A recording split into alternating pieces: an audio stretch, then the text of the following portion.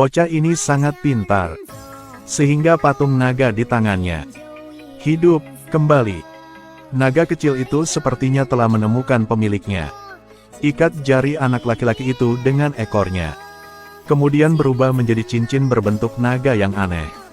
Setelah Paman Black berdiri di seberangnya melihat pemandangan ini, dia sangat gembira.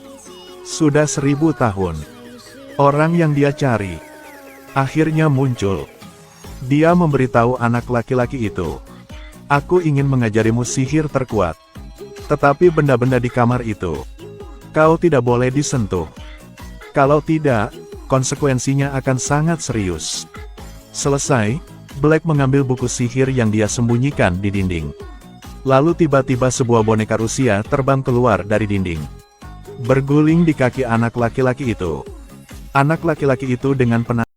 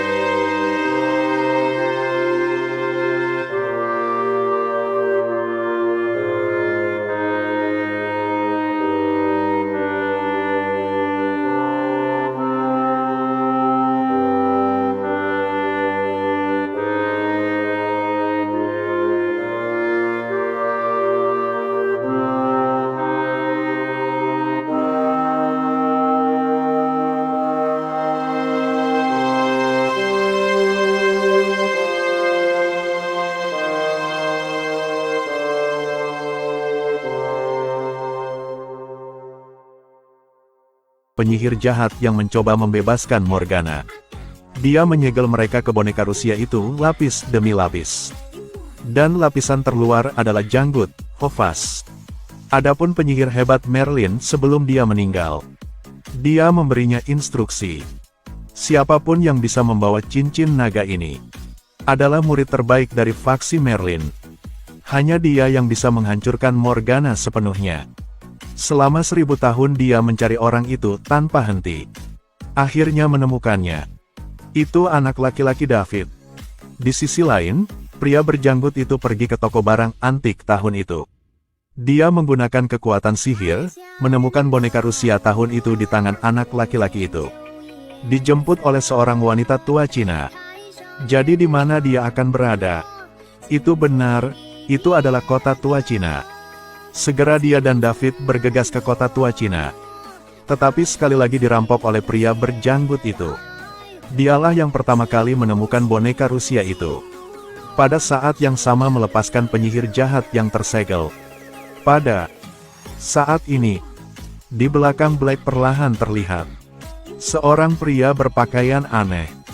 Pakaian seperti itu sepertinya dia bukan orang normal. Pria itu mengangkat tangannya ke jarum-jarum perak yang terangkat ke udara. Black berbalik, menggunakan jaket kulitnya untuk memblokir jarum perak yang mematikan itu. Kemudian dia memukul balik dan pria itu terbang keluar jendela. Apakah itu selesai? Tidak mungkin. Pria ini berdiri. Lihat ikat pinggangnya. Waduh, bukan. Pola naga di ikat pinggangnya bisa bergerak. Kemudian tim penari naga di depan mereka berubah menjadi naga jelek dan mengerikan. Ini naga sungguhan. Orang ini ketakutan. Dia melarikan diri dalam kegilaan. Naga itu bergegas ke arahnya. Tepat setelah itu dia dipaksa ke jalan buntu. Tapi penyihir laki-laki itu tetap tidak berniat untuk memaafkannya. Dia mengendalikan naga dan langsung naik ke atas gedung. Di sisi lain, Black. Dia mengambil waktu saat pria berjanggut itu tidak memperhatikan. Merebut kotak yang berisi segel Morgana.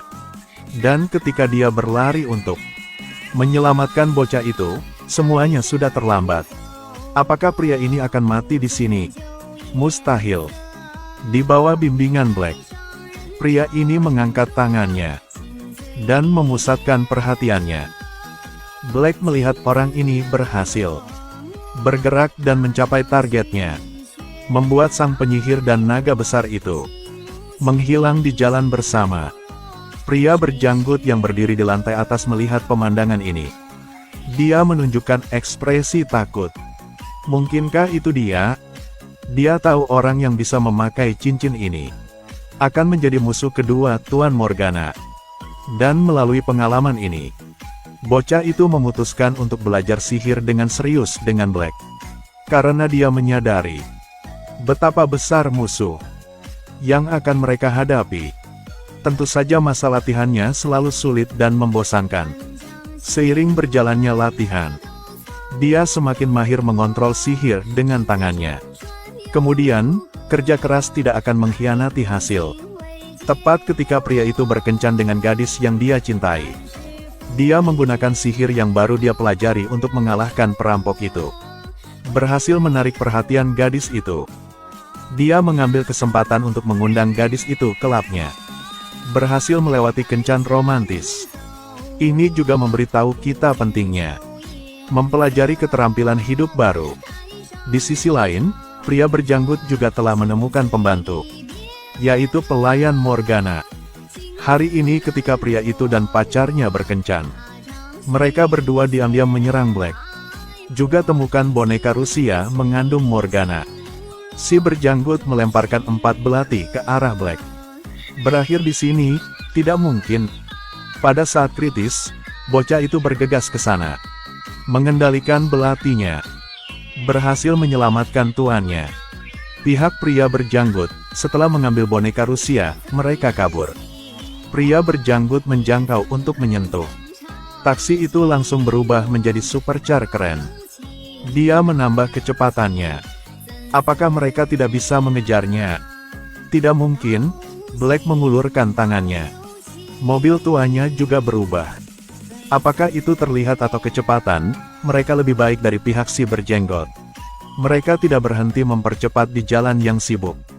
Pria berjanggut terus-menerus bermain trik. Tapi semuanya dihindari oleh Black. Tepat ketika hendak mengejar mereka, Black dan David tertabrak cermin. Ini adalah jebakan cermin yang dipasang oleh si berjanggut. Segala sesuatu di dalamnya terbalik. Agar Black tidak bisa keluar, si jenggot pecah semua cermin. Tidak bisa keluar?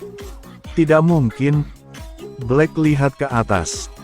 Cermin gantung bergoyang di tengah udara. Saat cermin menyentuh tanah, Black berhasil lolos dari jebakan. Tetapi setelah mereka keluar, si jenggot sudah menghilang.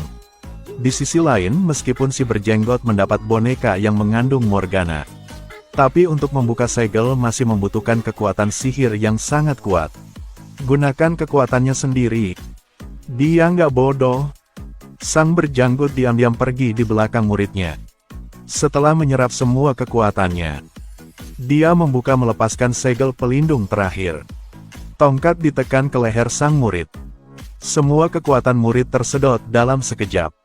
Sang berjenggot lepaskan cincin ajaibnya, yang membuka lapisan segel terakhir. Dia sangat kuat, bukankah? Tidak mungkin. Sang pelayan malang itu hanya digunakan untuk memberikannya energi, agar sang bos terakhir Morgana hidup kembali. Pada ini waktu sang janggut sudah menemukan 2 senjata ajaib. Tapi masih butuh satu lagi.